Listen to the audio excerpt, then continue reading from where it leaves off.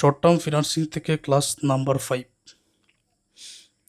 এই ক্লাসে account receivable factoring অথবা দেনাদার বাট্টাকরণের গুরুত্বপূর্ণ ম্যাথের সমাধান বোঝানো হবে।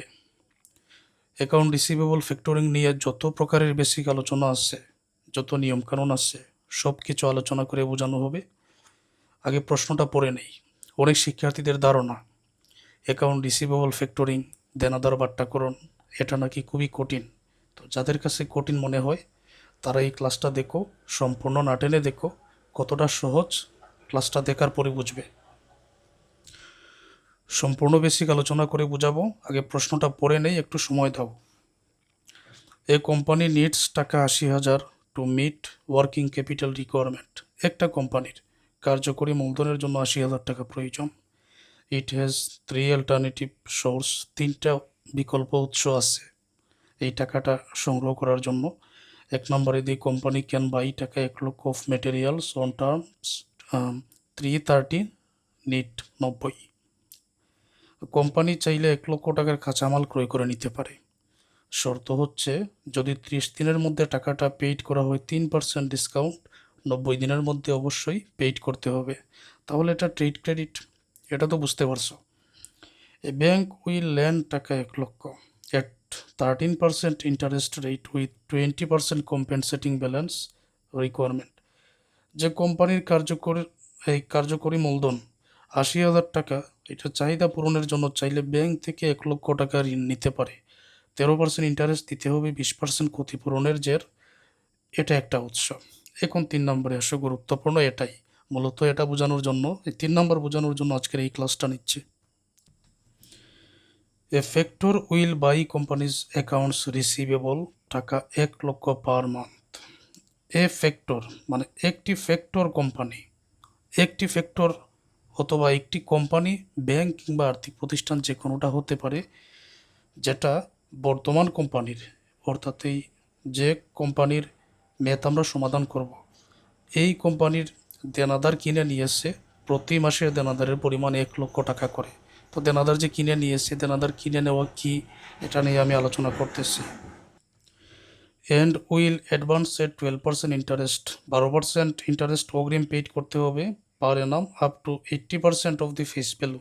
আর এই 1 লক্ষ টাকার 80% টাকা কোম্পানি পেইড করবে অগ্রিম 12% ইন্টারেস্ট দিয়ে। Average collection period is 60 days, মানে দেনাদারের কাছ থেকে টাকা সংগ্রহ করা হয় 60 দিন পর পর। The factor will charge 2% commission, এই ফ্যাক্টর 2% কমিশন চার্জ করছে। It has been estimated that the factor service will save the companies accounts receivable administrative cost of টাকা 1,000 per month and 1% bad debt loss. আনুমানিক ধরে নেওয়া হয়েছে যে এই factor সার্ভিসটা দেওয়ার কারণে কোম্পানির অ্যাডমিনিস্ট্রেটিভ কোস্ট 1,000 টাকা সেভ হইছে আর অনাদায়ী পাওনা 1% সেভ হইছে। Which alternative should the company choose, company কোনটা চুজ করবে? আচ্ছা, 1 নম্বর আর 2 নম্বর আলোচনা করার আগে অ্যাকাউন্ট রিসিভেবল ফ্যাক্টরিং নিয়েই আমি বিস্তারিত আলোচনা করি আগে। আমি ধরে নিলাম কোম্পানি আমার। এখন আমার কোম্পানি, আমি তো বিক্রয় করব, নগদও বিক্রয় করতে পারি, বাকিতেও বিক্রয় করতে পারি। তো আমি যাদের কাছে বাকিতে বিক্রয় করি তাদেরকে বলা হয় দেনাদার। অ্যাকাউন্ট রিসিভেবলের বাংলা অর্থ হচ্ছে দেনাদার। তো অ্যাকাউন্ট রিসিভেবল ফ্যাক্টরিং, দেনাদার বাট্টাকরণ। এখন একজন দেনাদারের কাছ থেকে আমি 1 লক্ষ টাকা পাবো, কিন্তু দেখা গেছে আজকে আমার কোম্পানির 80,000 টাকা বা কিছু টাকা প্রয়োজন আজকে আমার কোম্পানির। এখন দেনাদারকে বললেও তো এখন দিবে না, কারণ দেনাদার যে আমাকে টাকাটা পেইড করবে, দেনাদারকে কিন্তু নির্দিষ্ট একটা সময় আমি দিয়ে রাখছি যে 2 মাস পরে তুমি টাকা আমাকে পেইড করো, 3 মাস পরে পেইড করো, এখন তো আর দিবে না। এখন আমারও টাকার প্রয়োজন কোম্পানির, কী করতে পারি তখন? ফ্যাক্টর বলতে ব্যাংক প্রতিষ্ঠান বা যে কোনো আর্থিক প্রতিষ্ঠান আমার ওই 1 লক্ষ টাকার দেনাদার কিনে নিল। 1 লক্ষ টাকার দেনাদার কিনে নিয়ে আজকেই আমাকে 80,000 টাকা দিয়ে দিবে। মানে অন্য যে কোনো ব্যাংকিং প্রতিষ্ঠান বা আর্থিক প্রতিষ্ঠান 1 লক্ষ টাকার দেনাদার আমার কাছ থেকে নিয়ে নিবে এবং 80,000 টাকা আজকেই আমাকে দিয়ে দিবে।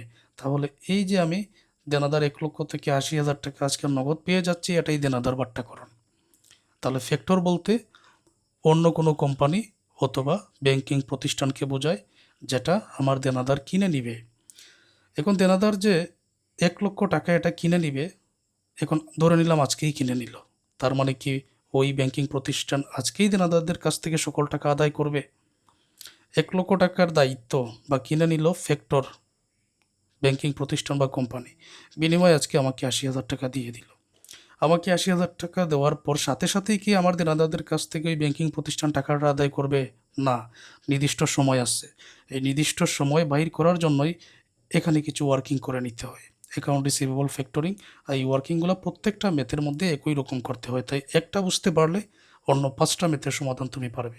এখন অ্যাকাউন্ট রিসিভেবল ফ্যাক্টরিংয়ের এটার ক্ষেত্রে আমাদের অঙ্কের মধ্যে তো ট্রেড ক্রেডিট আছে, তারপর আরেকটা ব্যাংক লোন আছে, অ্যাকাউন্ট রিসিভেবল ফ্যাক্টরিং আছে। এখন এটার কী পরিমাণ ইফেক্টিভ ইন্টারেস্ট রেট হয় সেটাও বাইর করার প্রয়োজন।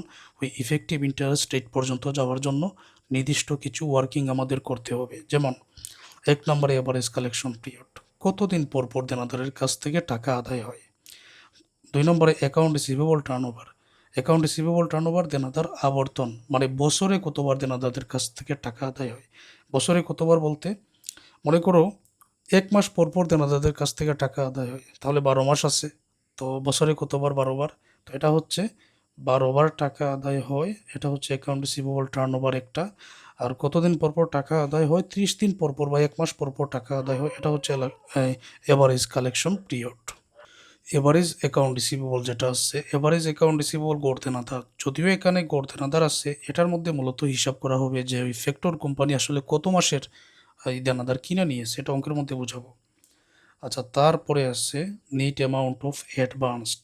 নেট অ্যামাউন্ট অফ অ্যাডভান্স এটা দ্বারা বোঝায় যে কোম্পানি আসলে, মানে ওই ফ্যাক্টর কোম্পানি বললে তোমরা বুঝে নিও যে যেটা আমার ব্যবসায়ের, এই কোম্পানি ধরলাম আমার, আর ফ্যাক্টর কোম্পানি মানে যেটা আমার ব্যবসায়ের দেনাদার কিনে নিয়েছে, আমাকে দেনাদার বাট্টাকরণ করে আজকে যে টাকাটা দিবে, ওই ফ্যাক্টর কোম্পানি আসলে আমাকে কত টাকা দিবে, এটাকে বলা হয় নেট অ্যামাউন্ট অফ অ্যাডভান্সড। আমি অগ্রিম কত পাবো, ফ্যাক্টর কোম্পানি আমাকে কত দিবে, এটা বাইর করার জন্য কি করা হয়? এভারেজ অ্যাকাউন্ট রিসিভেবল, এইটা প্রথমে বাইর করা হয়। এটা বাইর করার নিয়ম আমি অঙ্কের মধ্যে বুঝিয়ে দিচ্ছি। ও রিজার্ভ আমরা বাইর করব, বর্তমানে কোম্পানি ফেস ভ্যালু কত দিবে, এই ফেস ভ্যালু বাদ দিয়ে দেনাদারের টাকা থেকে ফেস ভ্যালু বাদ দিয়ে যেটা থাকে এটা রিজার্ভে আমরা বসাবো, অঙ্কের মধ্যে বুঝিয়ে দিচ্ছি। তারপর এই যে ফ্যাক্টর কোম্পানি দেনাদার ভাঙিয়ে আমাদের টাকা দিবে, তো এটার জন্য ফ্যাক্টর কোম্পানি কিছু কমিশন নিবে, কিছু ইন্টারেস্ট নিবে, তো এইটা তো আমার এই দেনাদারের টাকা থেকেই বিক হবে, তাই না? এই জন্য ফ্যাক্টর কোম্পানি আমাকে কত টাকা দিবে, আমি এভারেজ অ্যাকাউন্ট রিসিভেবল থেকে রিজার্ভ বাদ দিয়ে দিব, ফ্যাক্টরিং কমিশন বাদ দিয়ে দিব, ইন্টারেস্ট বাদ দিয়ে দিব, তারপর যেটা থাকবে সেটাই ফ্যাক্টর কোম্পানি আমাকে দিবে, আমার কোম্পানিকে দিবে। এটা আমরা বুঝলাম। তারপরে 5 নম্বরে যেটা করণীয় সেটা হচ্ছে নেট পিরিয়ড কস্ট। এটা দ্বারা বোঝায় এই যে ফ্যাক্টরিং করা হলো, 1,00,000 টাকা দেনাদার দেওয়া হলো, 80,000 টাকা পাবো, এটার পরে আরও ইন্টারেস্ট আছে, কমিশন আছে। তো এই দেনাদার বাট্টাকরণ বা অ্যাকাউন্ট রিসিভেবল ফ্যাক্টরিং করার কারণে আসলে কি পরিমাণ ব্যয় হলো, কি পরিমাণ খরচ হলো, সেটাই নেট পিরিয়ড কস্ট। তো এখানে খরচ হয়েছে ফ্যাক্টরিং কমিশন, এই ফ্যাক্টর একটা কমিশন কাটবে, একটা ইন্টারেস্ট কাটবে। আবার অঙ্কের মধ্যে এরকম থাকে যে দেনাদার কিনে নেওয়ার ফলে কিছু খরচ কোম্পানির যদি বেঁচে যায় সেটা ব্যয় থেকে বিয়োগ করতে হবে। কিভাবে আমি তোমাদের বলি, আর এটার সাথে সম্পর্ক কি বলি। মনে করো আমি একজন ব্যক্তির কাছে বিক্রয় করলাম বাকিতে 10,000 টাকার, কোনো এক কারণে ওই ব্যক্তি আমাকে 2,000 টাকা দিতে পারবে না, বা ওই ব্যক্তির কাছ থেকে আমি পাবো না, যেটা পাবো না এটা নাম অনাদায়ী পাওনা। তাহলে বাকিতে বিক্রয় করলাম 10,000, ফলে দেনাদারের সৃষ্টি হলো। আর যেটা পাবো না ওই ব্যক্তির কাছ থেকে, 10,000 তো দেনাদার দেওয়ার কথা, 2,000 পাবো না ধরে নিলাম কোনো এক কারণে, এটাই অনাদায়ী পাওনা, এটার ইংরেজি ব্যাড ডেপ্ট। তাহলে দেনাদারের সাথে ব্যাড ডেপ্টের সম্পর্ক বুঝতে পারছো? এখন তোমার দেনাদার যে ফ্যাক্টর কিনে নিল, এতে করে তোমার অনাদায়ী পাওনার পরিমাণটাও বেঁচে গেল, যেটা তুমি পাবে না এটা তোমার জন্য ব্যয়, অনাদায়ী পাওনা। ফ্যাক্টর কোম্পানি কিনে নেওয়ার ফলে তোমার এটা অনাদায়ী পাওনার টাকাটা বেঁচে গেল, প্লাস অ্যাডমিনিস্ট্রেটিভ এক্সপেন্স, প্রশাসনিক কিছু খরচও তোমার বেঁচে গেল। তো যেহেতু এটা তোমার বেঁচে গেছে, সুতরাং এটা তোমার আয়, অর্থাৎ টোটাল ব্যয় থেকে আয়টা যদি তুমি বিয়োগ করো, ফাইনালি নেট পিরিয়ড কস্ট কী পরিমাণ ব্যয় হয়েছে সেটা তুমি পেয়ে যাও। ক্লিয়ার? এবারে এপিআর, এটা বাইর করার জন্য এপিআর অথবা ইআইআর এপিআর বর্তমান অঙ্কের মধ্যে মূলত নির্ণয় করা হয়েছে। তো এপিআর বাইর করার জন্য সূত্র net amount factoring cost, net amount of advanced.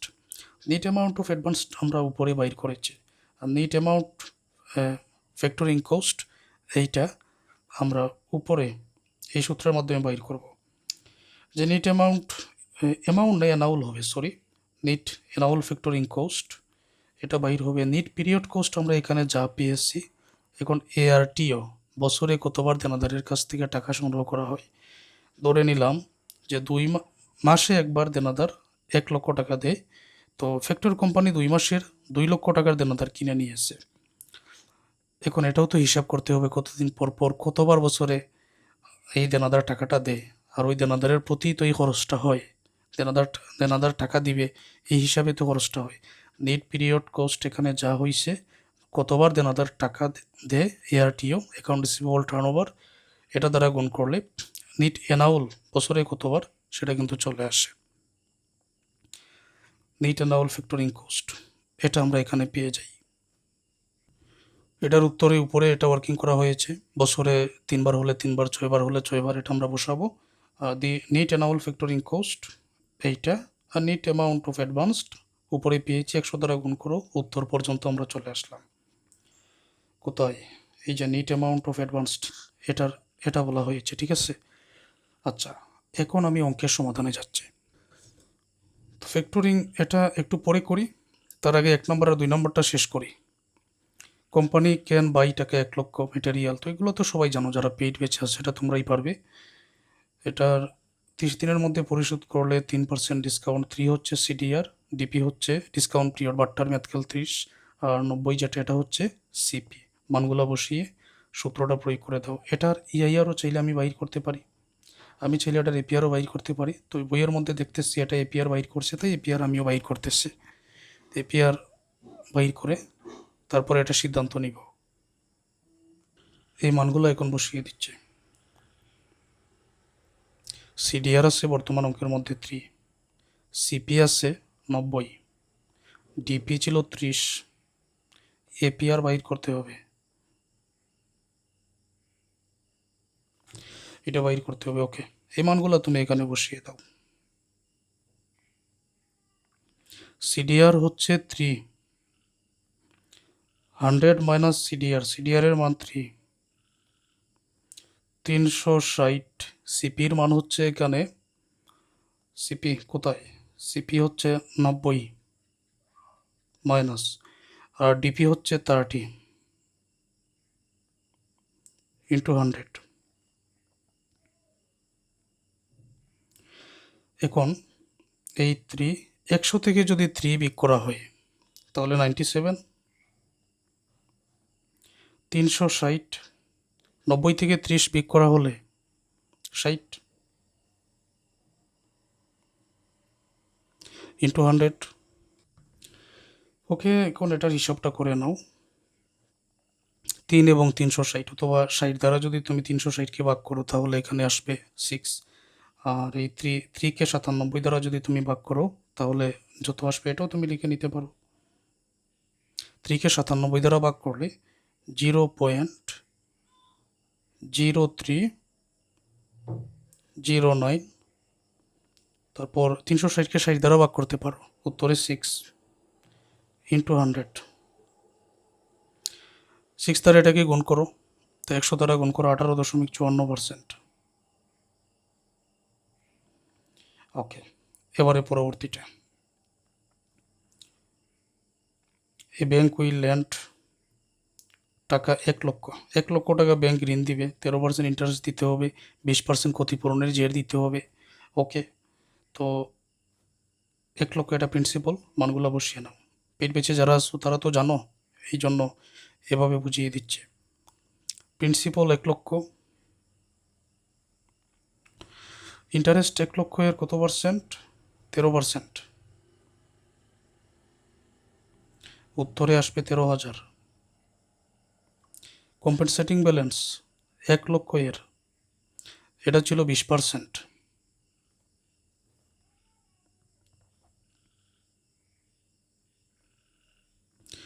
1,00,000-এর 20% 20,000 APR বাইর করতে হবে।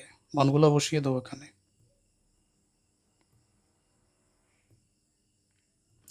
এখন সূত্র হবে কোনটা? এপিআর ইআইআর ব্যাংক লোনের ক্ষেত্রে সমান। ইন্টারেস্ট যদি অগ্রিম পেইড করা হয় তখন এখানে শুধু আইটা মাইনাস হয়, আর কিছু না, সবই ঠিক থাকে।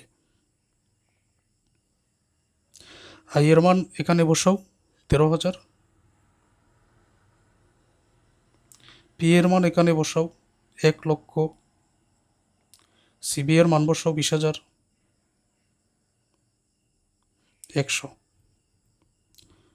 উপরে 13,000, 1,00,000 থেকে 20,000 বিক করো 80,000, 13,000কে 80,000 দ্বারা ভাগ করো, 100 দ্বারা গুণ করো, 16.25%, 16.25%, এটা উত্তর। এখন আসো ফাইনালি আমাদের যেটা প্রয়োজন সেটার জন্য আবারও আমরা প্রশ্নটা পড়ে নিই। A factor will buy companies account receivable, একটা ফ্যাক্টর কোম্পানির দেনাদার ক্রয় করে নিয়ে এসে টাকা 1,00,000 পার মান্থ। তো দেনাদারের কাছ যেটা ক্রয় করে নিছে প্রতি মাসে দেনাদারের পরিমাণ 1,00,000 টাকা, and will advance at 12% interest per Anam up to 80% of the face value, মানে অগ্রিম 80% টাকা পেইড করবে এই ফ্যাক্টর কোম্পানি, 12% ইন্টারেস্ট নেবে। এভারেজ কালেকশন টিওডি 60 ডেজ, 60 দিন পর পর টাকাটা আদায় হয়। দি ফ্যাক্টর উইল চার্জ 2% কমিশন, আর এতে করে তো ফ্যাক্টর অবশ্যই একটা চার্জ কমিশন নিবে, 2% নিবে। ইট has been estimated that the factor service will save the companies account receivable administrative cost of টাকা 1,000 পার মান্থ। এবং ফ্যাক্টর আনুমানিক এটা নির্ণয় করা যাচ্ছে যে ফ্যাক্টর এই সেবা দেওয়ার কারণে কোম্পানি দেনাদারের অ্যাডমিনিস্ট্রেটিভ কস্ট, প্রশাসনিক খরচ 1,000, আর অনুদায়ী পাওনা 1% এটা বেঁচে যাবে। তো which alternative should the company choose? এখন আমি নিয়ম মেনে এটা সমাধান করব। এতক্ষণ যা আলোচনা করলাম, এভারেজ কালেকশন পিরিয়ড অঙ্কের মধ্যে 60 দিন আসছে, এটার উত্তর 60 লিখব। অ্যাকাউন্ট রিসিভেবল টার্নওভার এটাও বাইর করব। সবাই লক্ষ্য করো। ওয়ার্কিং 1, এভারেজ কালেকশন পিরিয়ড, কতদিন পর পর টাকা আদায় হয়? অঙ্কের মধ্যে আছে 60 দিন, 60 ডেজ। এই যে অঙ্কের মধ্যে আছে 60 দিন, এভারেজ কালেকশন পিরিয়ড। তারপর অ্যাকাউন্ট রিসিভেবল টার্নওভার, কতদিন পর পর দেনাদারের টাকা আদায়, মানে কতদিন না, বছরে কতবার। এখন বছরে দিন আছে 360 দিন হিসাবে ধরে নিতে হয়, 365 না 360, 60 দিন পর পর আদায় হয় দেনাদারের টাকা। তাহলে বলো তো বছরে কতবার আদায় হলো? 360কে তুমি 60 দ্বারা ভাগ করে বছরে 6 বার দেনাদারের টাকা আদায় হয়, 6 টাইমস। অ্যাকাউন্ট রিসিভেবল টার্নওভার এটা আমরা পেয়ে গেলাম। এভারেজ অ্যাকাউন্ট রিসিভেবল, তো এভারেজ অ্যাকাউন্ট রিসিভেবল বাইর করার নিয়ম কি? প্রতি মাসে দেনাদারের পরিমাণ 1,00,000 টাকা, আবার দেনাদার আদায় হয় এখানে 60 দিন পর। তাহলে এভারেজ অ্যাকাউন্ট রিসিভেবল এখানে কি পরিমাণ হবে? 1 মাসের যদি 1,00,000 হয় তাহলে 60 দিন সমান 2 মাস, তো 2 মাসের কত হবে? 2,00,000 টাকা। এটাই আমরা এখানে বাইর করব। 1,00,000 গুণ 2 সমান 2,00,000 টাকা। এবার নিট অ্যামাউন্ট অফ অ্যাডভান্স, এইটা বাইর করার জন্য প্রয়োজনীয় ওয়ার্কিং এখানে দেখো, আমি আগেই লিখে রাখছি। লিখে রাখাটা ভালো, কারণ অনেক বেশি সময় লাগে এগুলো লিখতে, ক্লাসের মধ্যে অনেক বেশি সময় লাগে, ফলে আমি দেখেছি যে আমার শিক্ষার্থীরা বিরক্ত হতে পারেন। তোমাদের কথা চিন্তা করে আগে লিখে রাখি। তো নিয়ম মেনে, এই যে নিয়মটা আছে, এই নিয়ম মেনেই কিন্তু আমি এই অংশটা এখানে লিখে রাখছি। প্রথমে কি আনতে হবে একবার নিয়মটা দেখি। এভারেজ অ্যাকাউন্ট রিসিভেবল আনতে হবে, এটা উপরে পাইছি। ও রিজার্ভ আনতে হবে, 80% দিবে, 20% দিবে না, অঙ্কের মধ্যে উল্লেখ আছে। ফ্যাক্টরিং কমিশন বিক করবো, ইন্টারেস্ট বিক করবো, এই তথ্যগুলো কোথায় দেখো? বলা হয়েছে and will advanced, a factor will buy company account receivable 1,00,000 per month, and will advance 12% interest per annum 80% of the face value. অর্থাৎ 80% অফ দি ফেস ভ্যালু যেটা 1,00,000 এর বা দেনাদারের 80% টাকা কী করবে? এই ফ্যাক্টর কোম্পানি পেইড করবে, তাহলে 20% রিজার্ভ হিসাবে থাকবে। তো রিজার্ভটা বিক করতে হবে 1। আর এখানে এই যে ইন্টারেস্টের পরিমাণ কোথায় উল্লেখ আছে 12% ইন্টারেস্ট, এটাও মনে রাখো। কমিশন 2%। দেখো তো হিসাবটা কীভাবে করি। উপর থেকে অ্যাকাউন্ট রিসিভেবল, এই এভারেজ অ্যাকাউন্ট রিসিভেবল 2 লক্ষ টাকা, সেটাই প্রথমে নিয়ে আসা হলো।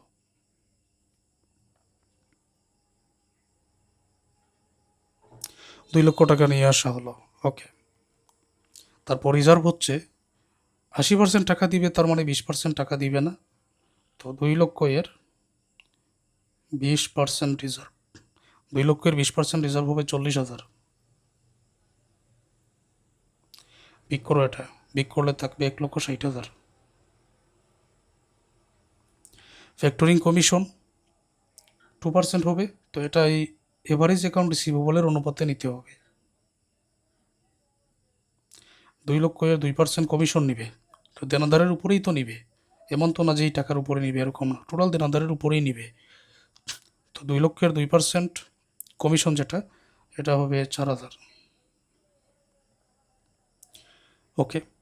তারপর এটা যদি বিক করা হয়, এই জায়গায় থাকবে 1,56,000 টাকা। এবার ইন্টারেস্ট নিবে 12%। কিন্তু এখানে একটা হিসাব আছে, ইন্টারেস্ট যে 12% নিবে, এটা কি প্রতি মাসে নাকি পার অ্যানাম লিখা? 1 বছরে 12%। তো 1 বছরে 12% নিবে। এখন আমি যদি এই টাকার উপরে 12% ইন্টারেস্ট বাইর করি, তাহলে তো 1 বছরের চলে আসলো। অথচ দেনাদার এটা কিন্তু 2 মাসের, তাই না? 2 মাস বা 60 দিনের, 60 দিনের। এখন এটা আমি কিভাবে বাইর করব? রিজার্ভ পরবর্তী যে টাকা, এটার উপরে ইন্টারেস্ট নিতে হয়, এটা মনে রাখতে হবে। আর কমিশন টোটাল গড় দেনাদারের উপরেই কিন্তু নিতে হয়।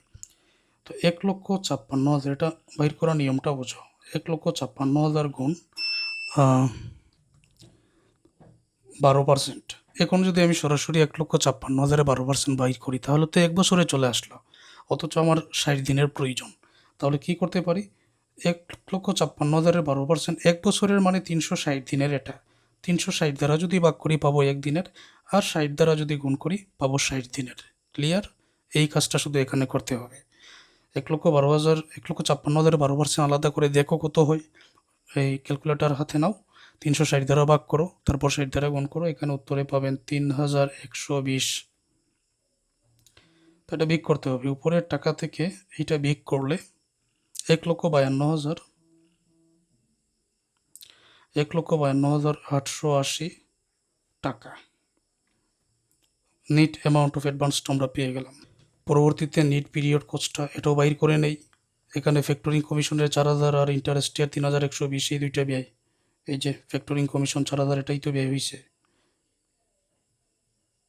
4,000, আর ইন্টারেস্টের হচ্ছে 3,120। তাহলে দুইটা যোগ করলে হচ্ছে 7,120। এখন অঙ্কের মধ্যে আছে যে ফ্যাক্টর কোম্পানির দেনাদার কিনে নেওয়ার কারণে অ্যাডমিনিস্ট্রেটিভ কোস্ট 1,000 প্রতি মাসে বেঁচে গেছে, আর অনাদায়ী পাওনা 1% বেঁচে গেছে। তো 1% অনাদায়ী পাওনা যেটা, এটা কিন্তু দেনাদারের উপরে হয়। আর অ্যাডমিনিস্ট্রেটিভ এক্সপেন্স মাসে যদি 1,000 টাকা হয়, তাহলে আমি 60 দিনের, এখানে দেখতে পাচ্ছি 60 দিনের দেনাদার কিনে নিচ্ছে। তো এটা মাসে 1,000 গুণ 60 দিন মানে 2 মাস। তো 60 দিনের এখানে কত হবে? 2,000 টাকা হবে। এটা একটু সরিয়ে লিখতেছি। তো এটা হবে 2,000। তো অ্যাডমিনিস্ট্রেটিভ এটা 2,000 বেঁচে গেছে। আর ব্যাড ডেপ্ট এক্সপেন্স 1% মানে গড় দেনাদারের, টোটাল দেনাদারের 1% কত হবে? 2,000ই বাইর হবে। তাহলে 4,000, এটা বিয়োগ করতে হবে উপরের টাকা থেকে। 7,120 থেকে 4,000 বিয়োগ করলে 3,120 টাকা। নিট অ্যানুয়াল ফ্যাক্টরিং কোস্ট, বার্ষিক কী পরিমাণ এখানে ব্যয় হবে, ফ্যাক্টরিং কোস্ট কী পরিমাণ হবে? তো আমরা দেখেছি যে বছরে দেনাদার টাকা দেয়, এআরটি উপরে কত আছে, বছরে দেনাদার টাকা দেয় কোথায়, কতবার? 6 বার। তো এটা বছরের হিসাব। এখন একবারে যদি 3,120 যেটা, এটা তো সরাসরি 2 মাসের আমি পেয়েছি। তো 2 মাসের এটা, তাহলে তো 6 বার দেনাদার টাকা দিবেই। 2 6 12, আচ্ছা, তো 6 এখানে লিখলাম। এখন উত্তরে হবে 18,720 টাকা।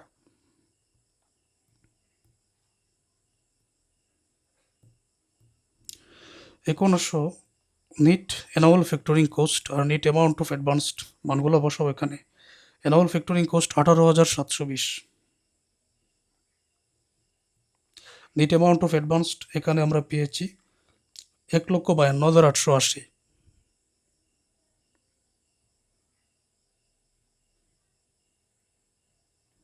গুণ 100। 18,720কে 1,52,880 দ্বারা ভাগ করে 100 দ্বারা গুণ করো, 12.24% উত্তর। এপিআর এর সূত্র এটা, এপিআর বাইর করে নিলাম। এখন সিদ্ধান্ত নেওয়ার পালা, দেখি আমরা কোনটার কম। ট্রেড ক্রেডিটের 18% প্লাস, কোস্ট অফ ব্যাংক লোনের 16% প্লাস, আর 3 নম্বরে যেটা এখানে রিকোয়ারমেন্ট অ্যাকাউন্ট রিসিভেবল ফ্যাক্টরিং 3 নম্বরের, এটা আমরা পেয়েছি 12% প্লাস। তাহলে যেটা কম সেটাই উত্তর। তো the company should choose alternative 3,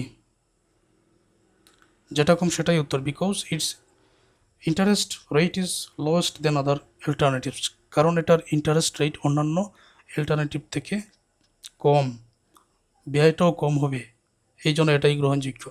আশা করছি অ্যাকাউন্ট রিসিভেবল ফ্যাক্টরিং নিয়ে আর কারো কোনো সমস্যা থাকবে না।